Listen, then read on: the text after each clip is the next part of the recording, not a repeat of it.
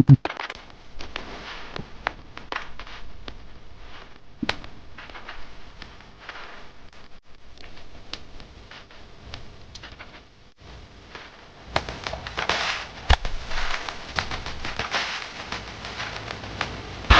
mo. Ilang muna tayo dahil malakas dito at madalas talaga yung mga kidlat tsaka tornado, kaya silong muna tayo sa mga buyer natin at mamaya pa routing.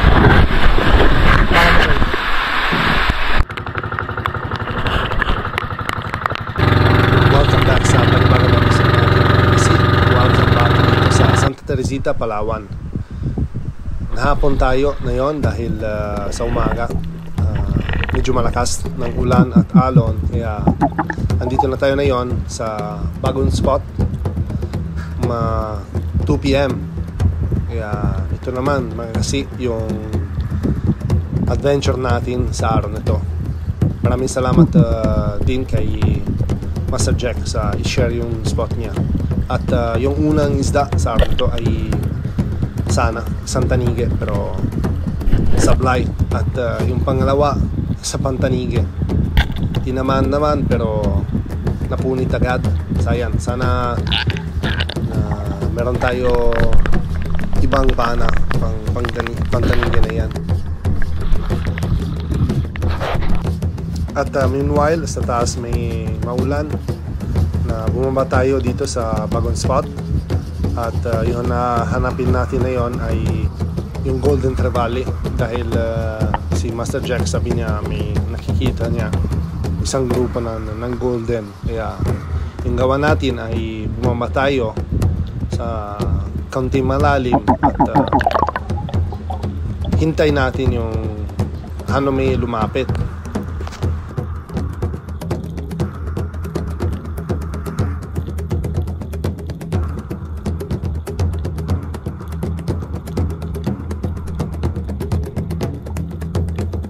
Pero sa dive nito parang wala talagang lumapit at medyo mahirap talaga.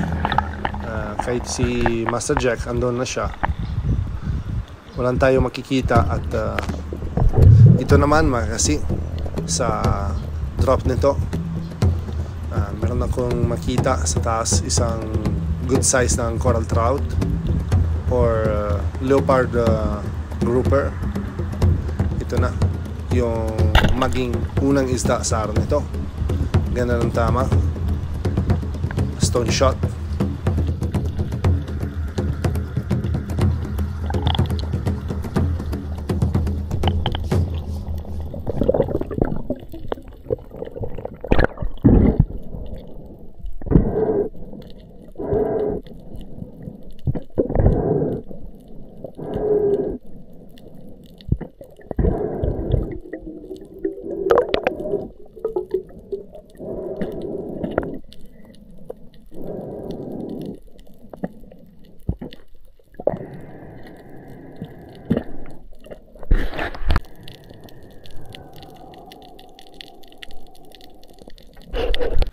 Di ko na pindot ng camera natin sa yung nadali natin ng isang oblique sweet lips. At ito naman kasi meron tayo isang pang lipti, ganang tama, stone shot pa rin.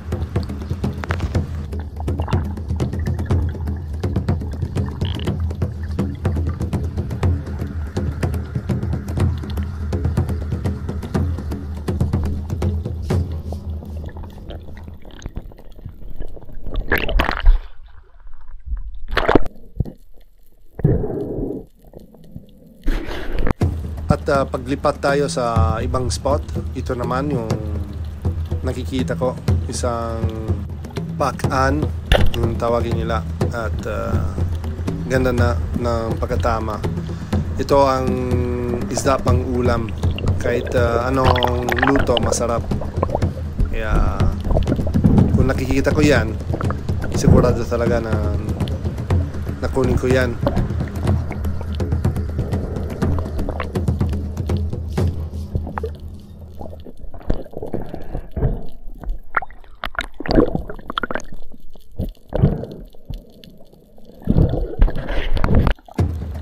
Siren ito ni Bro Jack, nadali isang King Mac kanina.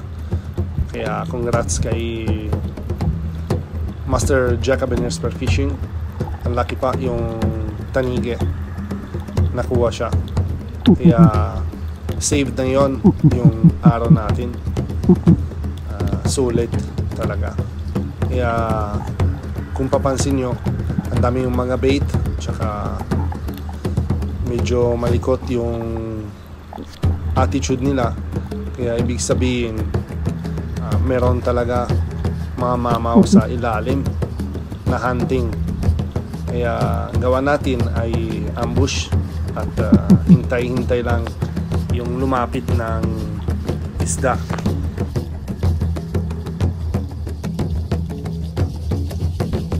At ito na mga kasi, long time no see, isang malaki ng GTE or Giant Toblerone. Ang laki talaga, nasa 4 or 5 kilo.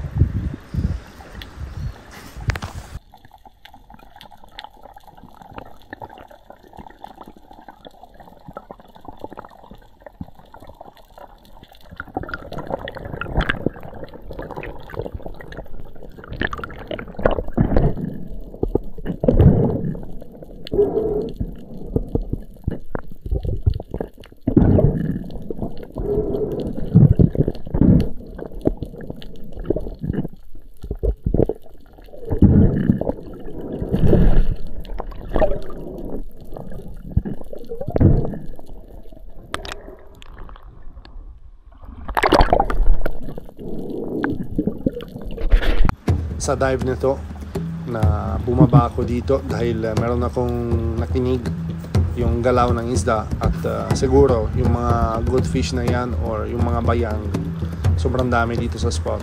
At ito na mga kasi yung dalahin natin sa taas, isang samaral, kasi syempre goods na goods pang ulam yan kahit maliit pa.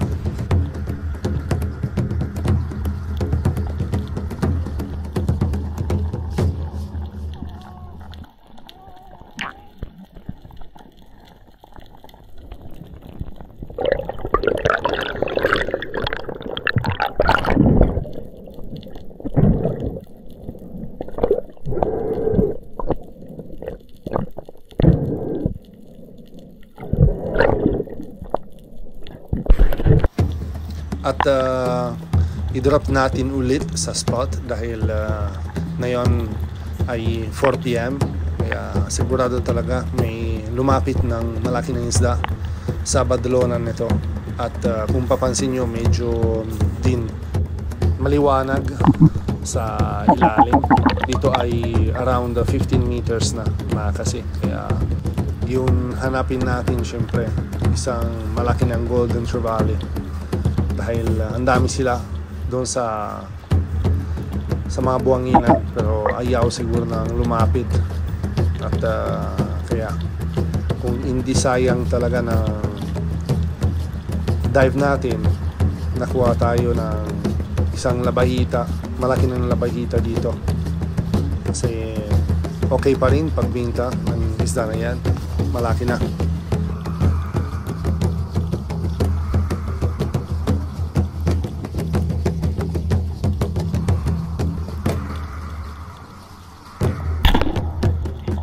At ganda ng pagkatama natin, nakikita tayo sa slow-mo, gitna ng katawan.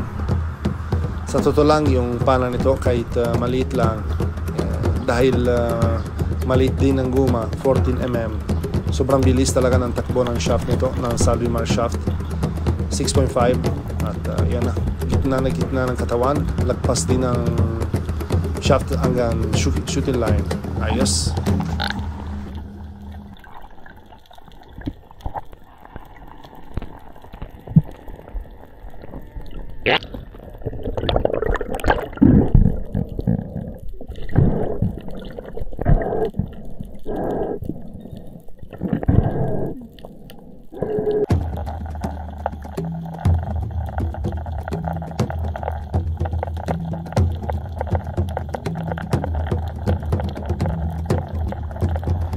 iba pang spot natin kasi dahil si Master Jack ang dami talaga alam sa area na to. Puro bato, ganitong maliit pero may butas talaga sa ilalim. Kaya halimbawa na yon, ang dami talaga ng isda na tago siguro sa ilalim. At may bisita din tayo ng malaking isda. Itong isda nito ay tawag bumphead parrotfish. Hindi talaga ng endangered, pero sa area nito dahil marami, subukan ko ang tirahin, kaso grabe talaga. Kahit ang ganda ng pagkatama natin, hindi talaga pwede na punin isda nito. Sobrang tigas talaga ng balat. Tingnan nyo guys, kaliskis lang ng nadali natin. At sa dive nito, sa wakas, nakuha ko ng isang malaki ng golden. Kaso alang, stuck siya sa lubid ng angkla tsaka sa corals. Sayang mga kasi, nakawala. Pero yung alam ko na attitude ng isda na yan ay tago sa ilalim. At dahil maliit ng bawaran nito, sigurado talaga andon na siya at hindi na tayo mali. Ito naman kasi grabe talaga, headshot.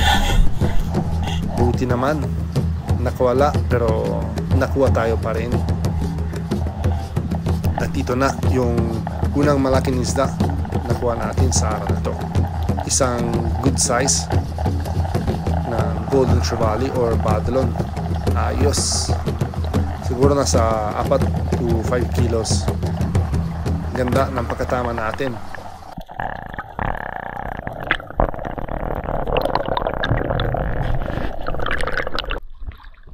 Oh.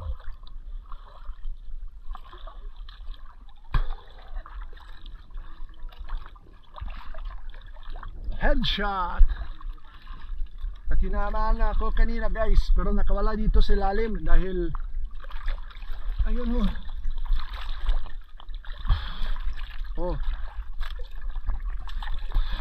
Buti naman bumalik na. At bumaba tayo ulit dahil mataas yung excitement natin kami ni Master Jack dahil ang dami kami nakita na yon na golden trevally, kaso medyo malikot at hindi sila lumapit. Siguro natakot sila dahil nakinig sila yung tunog ng mga pana, kaya may trauma sila.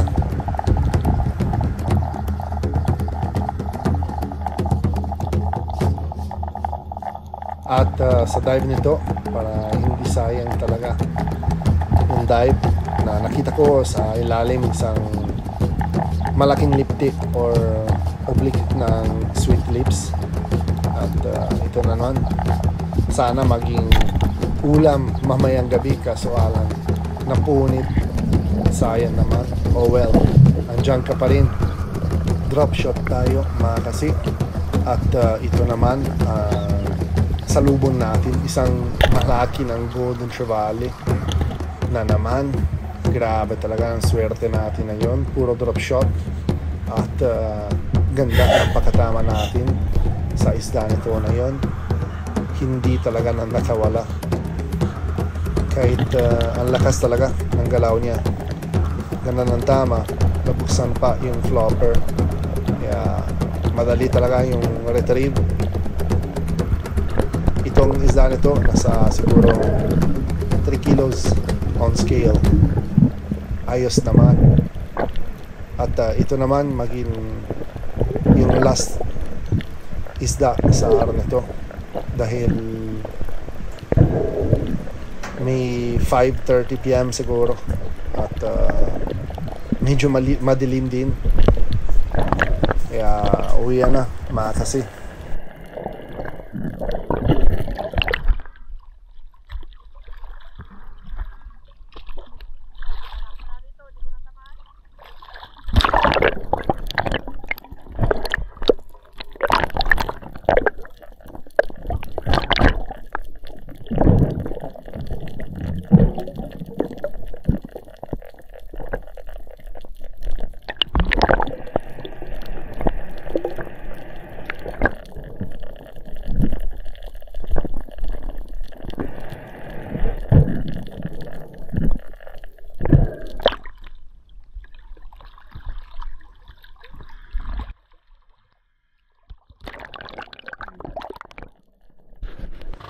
ito naman mga kasi, late na tayo at sunset time pa rin.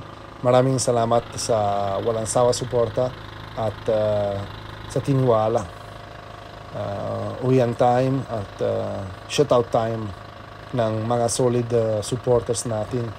Nagsimula tayo kay Master Jack Abener Spearfishing at si Master Marco, yung kasama natin na yon, at si solid natin Regine Pasco, Junji Serrano, Marcelo Bernaldez, Rosaline Ocampo, Rafi Spearfishing, Armal Longuer TV, Father and Son Fishing TV, Romeo Baril, Milagrosa Dios, Caridon Cayadon at Cayadong Family ng Nay Cavite, Jose Eroldan Hornales, Danilo Adalim at Chods Prince Adalim, Solayayo Family ng Cantil, Daram Samar, Julito Cuesta, Jeffrey Ferolino, Aquilino Castillo from KSA, Team Caloid Spearfishing Tandag City, Kivine Bautista, Christopher Simon from Baganga, Davao Oriental. Maraming salamat po.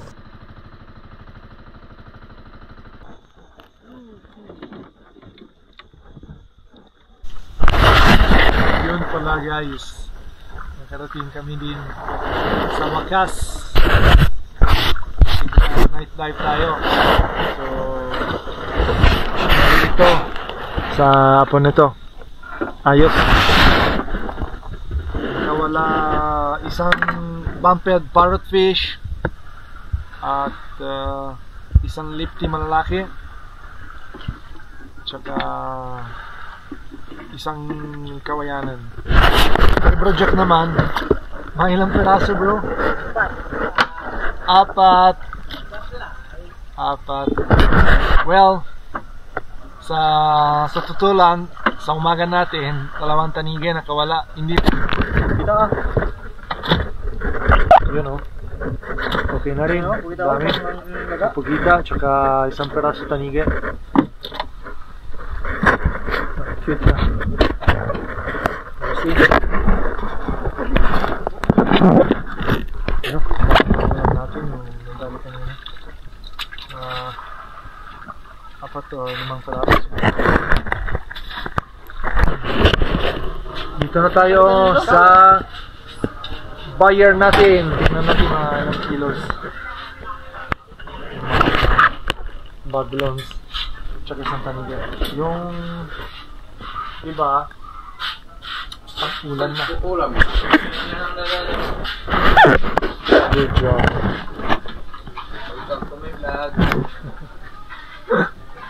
Baka na yung may shoutout. Ano? Shoutout dyan.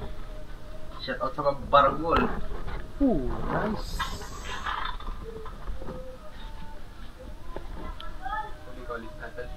Ha? Almost. There's 8. Yung iba siguro may 2 kalahati. Sobrang napakagod na. Ito tanong. Sunod na natin. Kilos na. Ito 3 siguro yan.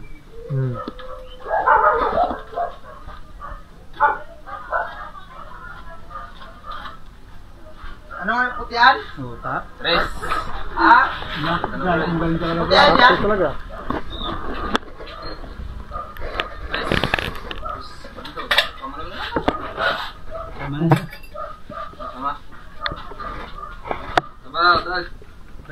Ah, nice. Oo. Win 7. Open it. Wala kayong pako dito na. Tanigi doon. Ha? Tanigi. Siguro may 2 kilo to. Ay, hindi naabot.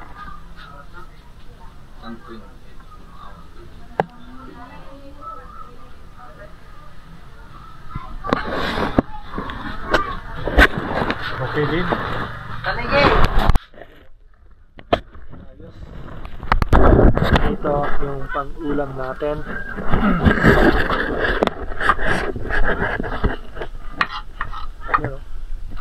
Magkilaw natin ang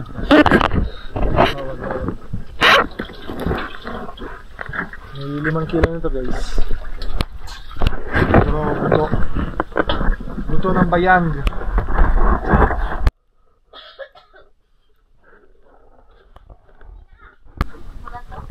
Ano laman bro? Octopus. Pati yung Guys, look at this. master adobo. Look guys. Bahita, ihaw.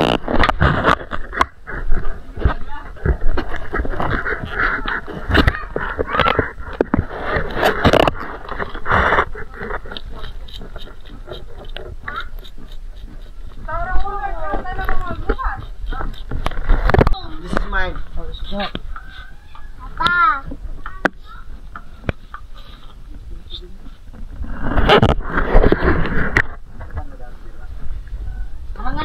Ano yan? Pusit. Ah, pusit pala. Amarasag. Limasag? English yan. Apasos. Galing! Diba? Marunong English na. Sa Tagalog. Ah. Po? Butiki. Marunong talaga. Yung sarap! Sige, lahat. Kubita. Kaya mo yan. Tagalog.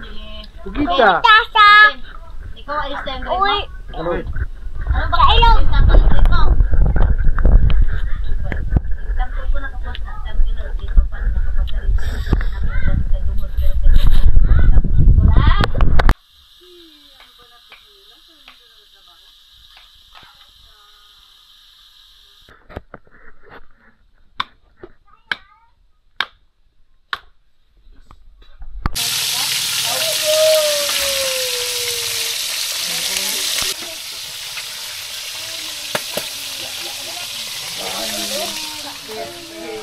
Guys, lutong to guys.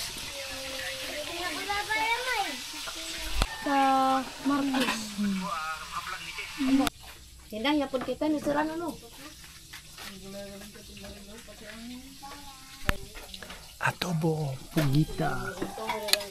Tagal din na tayo ng kinain nito guys. Makasi.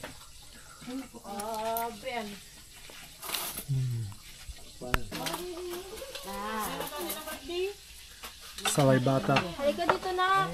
Sarap sa prito. Kain na. Purong talang dito, magpamasan sa kanila, magulang pa. Baba na. Ano bro? Malutong.